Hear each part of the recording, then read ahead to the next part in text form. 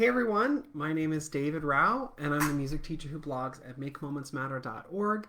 You can also find my videos or my content on Facebook, Instagram, Twitter, a variety of other places when you search for my name, David Rao, or Make Moments Matter. Sorry I'm having a little bit of a late start. I am having the worst technology day. So I hope that you all can see me, hear me. I don't know. I don't know if this is working, but we'll find out.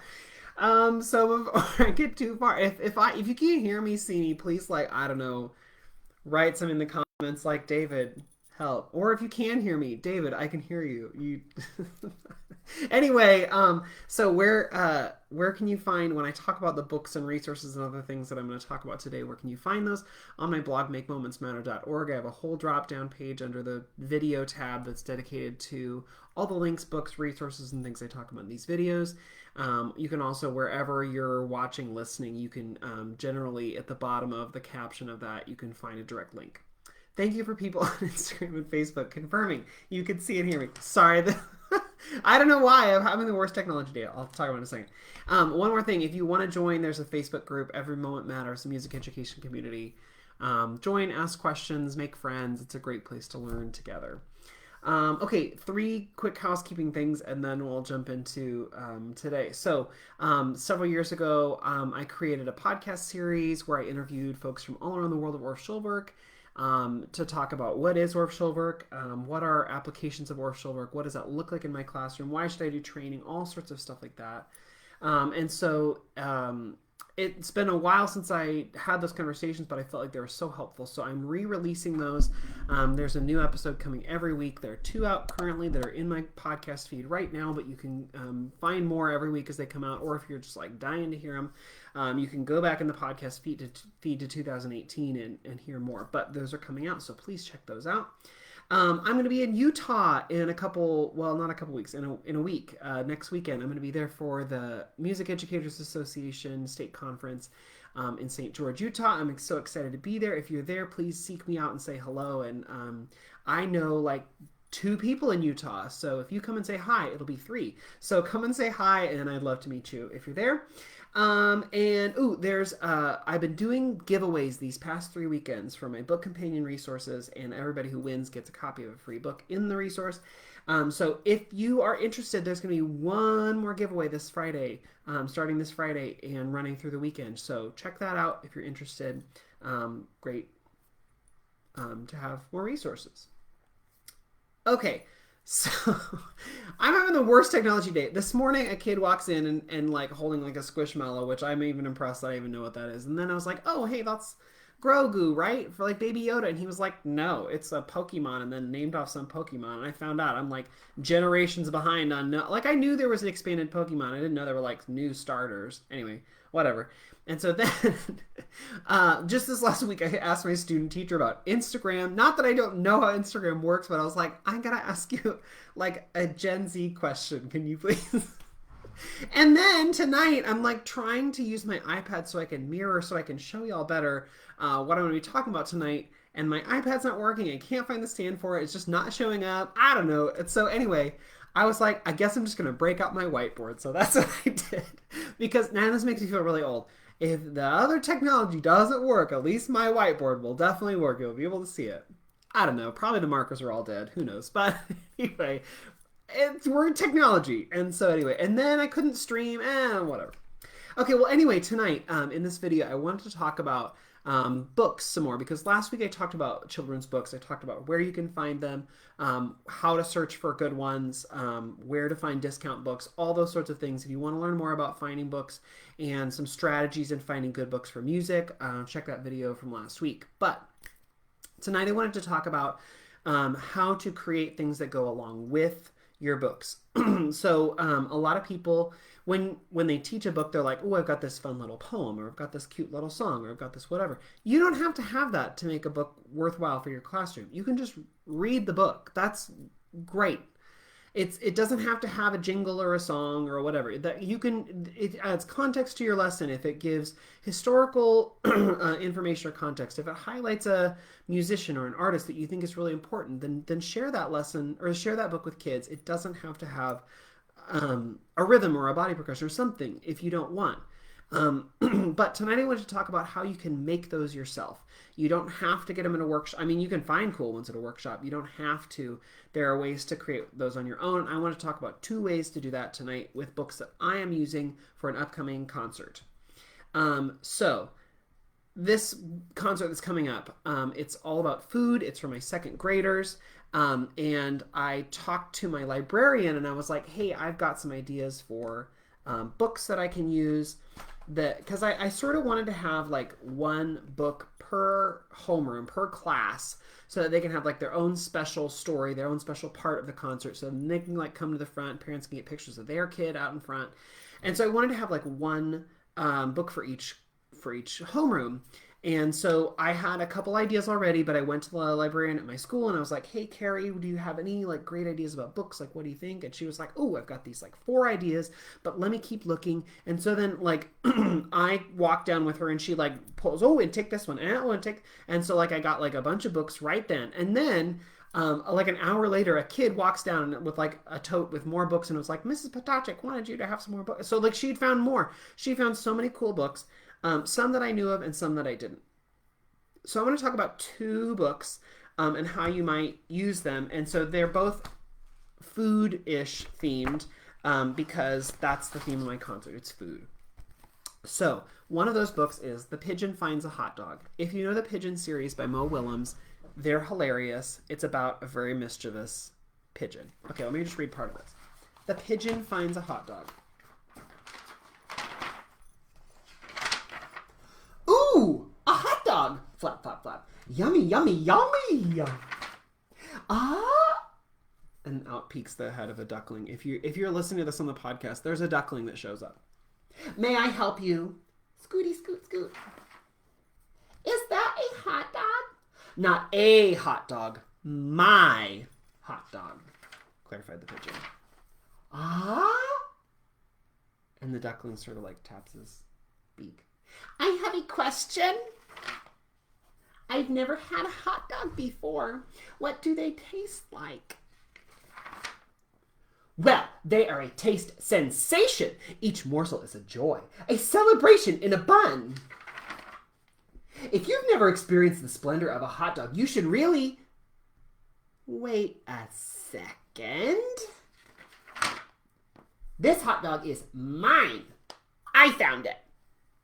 Of course, enjoy, says the duckling. Go ahead. Ah, and the pigeon goes to eat the hot dog. Would you say it tastes like chicken? Can you believe this guy? What? It just tastes like a hot dog, okay?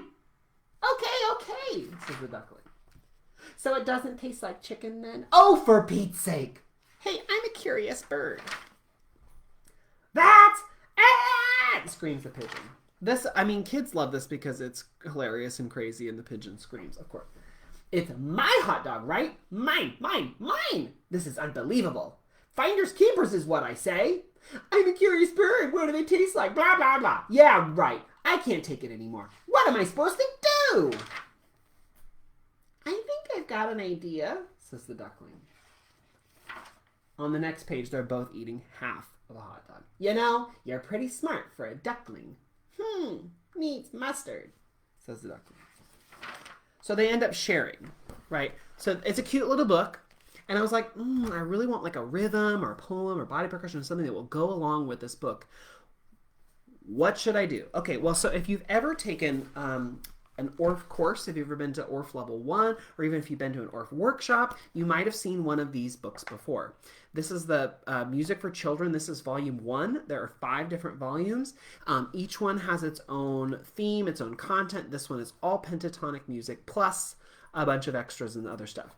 So, it's long yellow book. It's an old book. If you don't know how to read it, it's easy to look at it and be like, this is not helpful. Like you sort of have to know what you're looking for in the book to be able to pull things out. It's not written like a textbook from the last 20 years because it's not. It's from last century. Anyway, so it's an older book. You have to figure out how to read it. And so one of the things in here is that it has I mean, it has a lot. Basically, it has a lot of examples of things you can use, things you can modify, things you can try.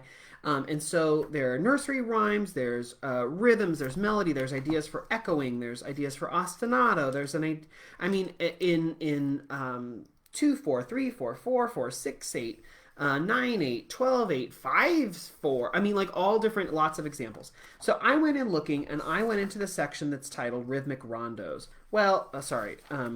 Yeah, there's rhythmic rondos on page 67. If I go over another page to page 68, 69, then I get into some exercises.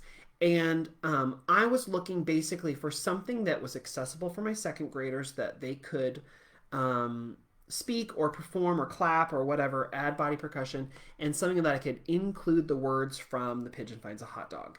And so how do you do that? Well, I started looking, and if you look, I know you can't really see. Sorry, this is where the iPad was going to come in really handy, but since it's not working, basically it has all these examples of like things you can do, things you can use. And so one of the ones that I found has sort of a back and forth clapping pattern. This is, if you have the book, this is exercise number 3 on page 69. This is in volume 1 of Music for Children. So anyway, the rhythm, what I did was I took the rhythm and I sketched it out on a piece of, well, on the back of some recycled paper. I just keep a lot of paper that I can use. So I sketched out the rhythm. Bum, bum, bum. And this is, instead of doing 2 separate lines, I sort of put them in one line. Bum, bum. Let's see. Bum, bum, bum, bum, bum, bum, bum, bum. So ta, ta, ta. Dee ta dee ta dee ta dee ta. Ta ta dee ta. Dee ta dee ta dee ta. Rest. Right? And then 2 measures of ta dee ta dee ta dee ta dee ta dee ta dee ta dee ta dee. And the last measure, oh yeah, see, I said whiteboards are going to work so well. It's not working so well. This is where the technology would have been great had it worked. Okay, and then very similar to the front. Bum, bum, bum. That marker works so much better. It does not. Bum, bum, bum, bum, bum, bum. Rest. Okay, so basically it condenses down to ta, ta, ta. Dee ta dee ta dee ta dee ta. Ta, ta dee ta. Dee ta dee ta, ta. Ta dee ta dee ta dee ta dee ta dee ta dee ta dee ta dee ta ta ta. Dee ta dee ta dee ta. Or dee ta dee ta ta. So it's basically like an A, B, A, basically, with some modifications and some changes. So what I was like, this could work. And the way it's written is that it's written like part A, part B. Part A, part B. Part A, bum bum bum bum bum bum bum bum bum bum bum bum bum bum and bum. Part B, bum bum. So it's like this back and forth, simple rhythm, but a cool sort of a clapping pattern, sort of back and forth.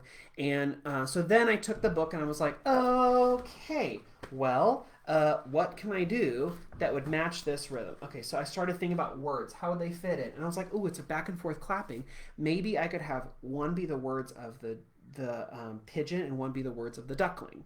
And so I started trying to put them in. Okay, so I was like, mine, mine, mine. And then I found this hot dog. Now it's mine. And I was like, okay, oh, what is that? I can eat it all. So then I started having to like take this rhythm and I had to start like modifying, changing some rhythms just a little bit so that the words would fit in correctly.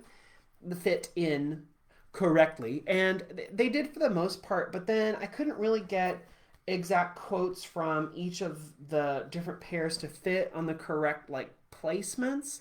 So it was like, even if I had a part 1 and a part 2, it really wouldn't quite fit the way that it would need to for it to feel like one character talking to another, because of just like trying to make their little sound bites fit in with the rhythms. I hope that makes sense. So instead of like pigeon, duckling, back and forth, their words just didn't fit in quite the right way. So then I was like, well, I'm just going to make it just the pigeon. He talks the most. I was able to start actually fitting words in. I had to change some rhythms, but I think that's okay, because really in this book, I'm not publishing anything from this book. I'm not like gonna do this at Carnegie Hall. Like these exercises in here are made to be adapted, made to be an example, and so I can use these as an example. So I went with I tried to fit in words that I thought would work. So the first one was like ta ta ta. So I was like mine mine mine. I was like that could work. What is that? That could work maybe. What is this? And so I was like that could work. And then I was like my hot dog. That I feel like would be a great opening statement for the pigeon. So that's what I've tentatively gone with. My hot dog. I found this hot dog. Now it's mine. And then the next one, I was like, ooh, a hot dog. I don't know. I need to find one that works better there because I could say again like my hot dog again if I wanted, but I might go through and see if there's something else that works a little better. Yeah, so right now it's like my hot dog. I found this hot dog. Now it's mine. My hot dog. Celebration in a bun. It's my hot dog finders keepers. It's my hot dog finders keepers. It looks so good. Each morsel is a joy. And so like I just basically like took little tidbits from the book and sort of put them in this rhythm that's already given to me. The cool thing is that I'm not creating from scratch. This rhythm like idea is given to me. It's 8 measures long. It's not that crazy. It's totally accessible rhythmically for my kiddos. It also has like dynamic suggestions written in, and it has a little crescendo in there written in, made to be clapped, made to be performed. So like, it's my hot dog finders keepers. It's my hot dog finders keepers. It looks so good. You know, like, so basically you can just take this idea, and then if one of the rhythms in here doesn't work exactly, just move things around a little bit or change rhythms as needed. And the great thing is because it gives you this sort of structure skeleton, you don't have to create, but you know like you know that like this basically works. I can adjust a few little things. If you start adjusting too many things, then it may not work together as well. But it works pretty well for what I've got so far. There are still some things that like I want to move around, I want to try, but I think for right now, like this works pretty good. The thing is that then, like I have this idea of that it's gonna work, but then I have to let my kids try it. And then there's sometimes where the kids try it, because like I taught ORF Level 1 this last summer, and I found this with a lot of my students, and I'm thinking back to when I was an ORF Level 1 student, and I think this is true for me. You look at this example of just the rhythms, and you start writing words in, and in your head you're like, oh yeah, that makes sense. And then someone else says it and does not say it the way you wrote it. And you're like, ooh, I did not write it the way that is most natural, right? And that happens. And so, or like a kid does it and the kid does it totally different than the way you wrote it out. Well, that's a sign for you that either you need to rewrite it or you need to change the words or something. But you put it out there and you go, okay, well, this is my best guess for what will work. And then you take it to your kids. And if it doesn't exactly work, modify, make changes, you know, do something else. But this book has so many funny quotes in it that so many of them did work with some modification. Like, for example, my hot dog. I found this hot dog. Now it's mine. Okay, that is like almost a direct quote from The Pigeon. Yeah, page whatever. I found this hot dog. Now it's mine. Right. This hot dog is mine. I found it. Okay. Well, so I can just flip it around. And there are lots of little things in here that you can make, change, modify. But the cool thing is that this book lends itself really well to adding to a rhythm that's already in the volume. This has a lot of great examples. There's another book. If I can pull it out. That you probably get if you've done your level 1. It's called Rhythmische Übung, and it is, or RU, people refer to it. It's another book that's just full of examples, etudes, ideas, thoughts, things that you can use. And it's really easy to add words if you're interested. So that's what I did with book 1. And like I said, I've not yet put it with kids. So that's like this next week. So I'll come back and be like, hey, this thing didn't work. But it's just something that like you can absolutely take a book that you're inspired by, add a rhythm. Then the next book that I did worked a little differently. So this book is called Creepy Carrots. I didn't know about this one until my librarian gave it to me, and she was like, you should try it. Sorry, looking at Instagram. Am I teaching level 1? Nope, I'm only teaching level Or am I teaching level 2? No, I'm only teaching level 1. But thanks so much for asking. I'm teaching level 1 this summer in Orlando. If you're interested, I think there's still spots in the course. Check it out, Central Florida Orff chapter. Okay, so this book is called Creepy Carrots. This is by Aaron Reynolds and Peter Brown. So I just started reading it to be like, well, what's this like? Maybe we could do it. I don't know. Let's find out. Maybe it'll work. Jasper Rabbit had a passion for carrots, and the carrots that grew in Krakenhopper Field were the best, fat, crispy, and free for the taking. He pulled some for a morning snack on the way to school. He yanked out a few on his way to Little League practice. He ripped them from the ground on his way home at night. Jasper couldn't get enough carrots. Until they started following him. Oh my God, what a great book already. He first noticed something strange after the big game against the East Valley Hares. Jasper was about to help himself to a victory snack when he heard it. The soft, sinister tunk, tunk, tunk of carrots creeping. He turned, but there was nothing there. Just my imagination, he thought, but he hopped a little faster. That night as he was brushing his teeth, there they were. Jasper whipped around, but nothing. He laughed at himself, picked his toothbrush off the floor, and went to bed quickly. The next morning he approached Krakenhopper Field slowly. He reached for 2 wild carrots. Nothing happened. He bit into one. Nothing happened. Oh, creepy carrots. It was ridiculous. But when he arrived home that evening, "Mom! Mom!" Jasper screamed. "Creepy carrots in the shed!" His mom opened the door slowly. There weren't any carrots. Not even the regular kind. "There are no such things as creepy carrots," Mom said, shaking her head. Later that night as Jasper lay in bed, he heard it. Breathing. Terrible carroty breathing. And then, there, on his wall, "Creepy carrots!" he shouted. "Dad! Dad!" And his dad thumped into his bedroom and threw on the light. They searched under the bed. No creepy carrots. They looked through the closet. No creepy carrots. They opened the dresser drawers. No creepy carrots. "Just a bad dream, son," his dad said, shaking his head. "Now go to sleep." That wasn't going to happen. By the end of the week, Jasper was seeing creepy carrots creeping everywhere. Okay, I'm not going to read the whole thing because it keeps going on. Anyway, Jasper gets so paranoid, he goes and builds a super huge fence around Krakenhopper Field. And it says, on his way home, there was no tunk, tunk, tunk. There was no creepy carrot shadows. His plan had worked. They would never get out of the carrot patch again. And then all the carrots inside are like, "Hooray, we're not going to get eaten." So like they have like a party inside. So anyway, it's a super cute book.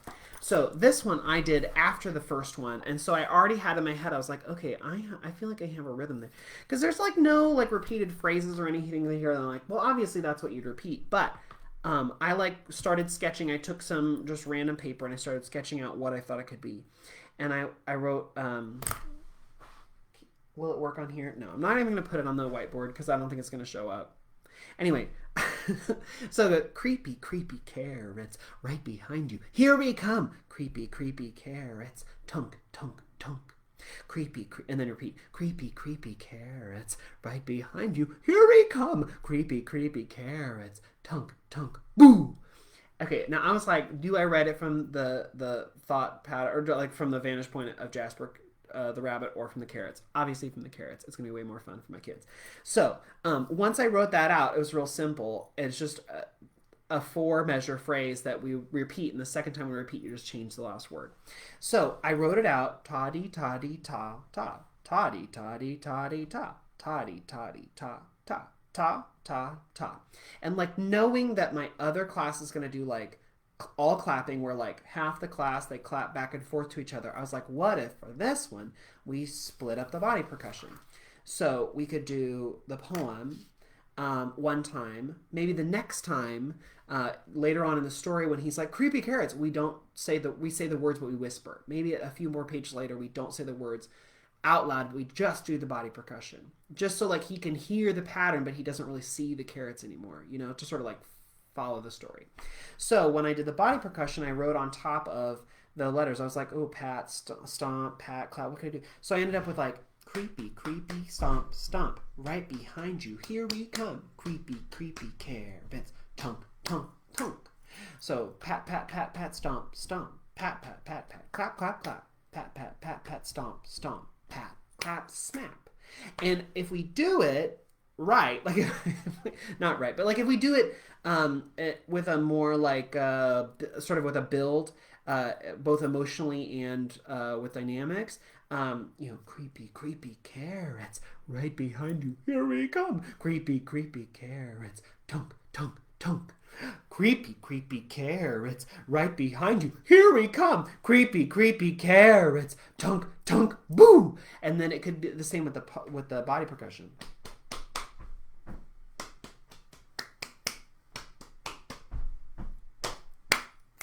It could be really fun and really exciting.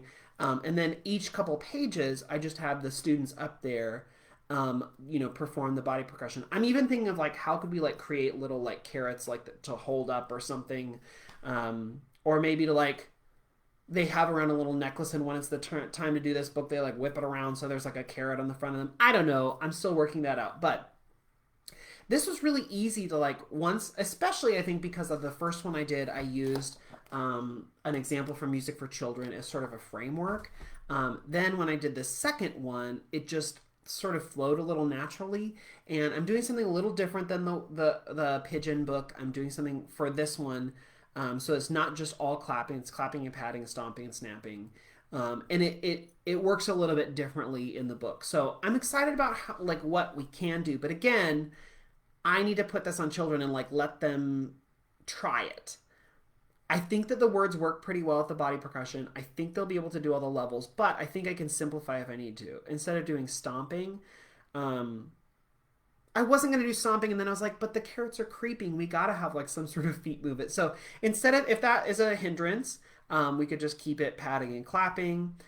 There's only one snap, so I'm not asking a lot of snaps from them. I know sometimes kids are like, I can't snap. Well, this is only one, so I don't think that's going to be a problem. But like I said, I got to try it with kids and see how it works. And if it doesn't work, then I just need to make changes. But anyway, that's my plan for this book. And I'm real excited about it. There is a third class and a third book, one that I've already done, but it's a little bit more involved. So I decided not to talk about that one tonight. But anyway, I just want to encourage you, like, if you're like, oh man, I have this really great book, but, what could I do? Well, get some examples, get some things, try it out. Just listen to the words, see what the words sort of inspire you to maybe do next. There are a lot of great things you can do. Like I said, if you've done level 1 of Orff Schulwerk, this yellow book has some really, really, really great examples, things that you could use as a framework if you wanted. Also, the rhythmische Übung, it's another great example. If you've not done level 1, these books, they are accessible, but they're a little bit tricky if you don't know what you're doing. So go to an Orff workshop, take the books and say, somebody help. Or here's what I'm thinking, but what do you think? Because they are really, really valuable resources if you sort of know what you're hoping to do with them. Andrea says, what grade level do you encourage to start snapping? I encourage kindergarten to start snapping, but they can't always do it in time. So I usually start encouraging that around second grade. Probably. I mean, like reliably. I think they could maybe do it in first grade, but to ask them to do it multiple times and reliably, second grade, third grade. Let's see. Matthew says, instead of stomping, you could tiptoe. Oh, for sure the first time. But I think that as we build the creepy carrots thing, they're gonna want to stomp. Like as we build like the excitement. But for sure tiptoe. As like, I just imagine, I know exactly which kids are gonna be perfect for this. Like, tongue, tongue, tongue. You're like, I can see it in my mind's eye of what exactly they're gonna do. But yes, tiptoeing for sure. And then as we go, it's gonna need to be even more. I'm very excited about it. So anyway, those are my ideas for those books. Those books are The Pigeon Finds a Hot Dog by Mo Willems and Creepy Carrots by Aaron Reynolds and Peter Brown. If you want to check out where you can buy those books for less money, or for if you want to check out like where you can discount books and things, how to find books, where to look for them, check out my video from last week. I talk all about that. And this weekend, look for one more giveaway weekend starting on Friday, running through Sunday. I'll be back next week with more ideas. I hope to share more with you. If these weeks talking about books were really helpful or something else, please let me know. Because usually I just go through my lesson plans, things like that. And I decided to take a little deviation and try this because it's something I was really excited about and I wanted to share. But if you're like, hey, this is helpful, or could you talk more about blah, blah, blah, please let me know either in the comments or send me an email at makemomentsmatter@gmail.com. And I would love to hear your comments, check in, and hopefully provide more resources that are helpful. All right, thanks so much, everyone. Have a great week. I'll see you next time. Bye, everyone.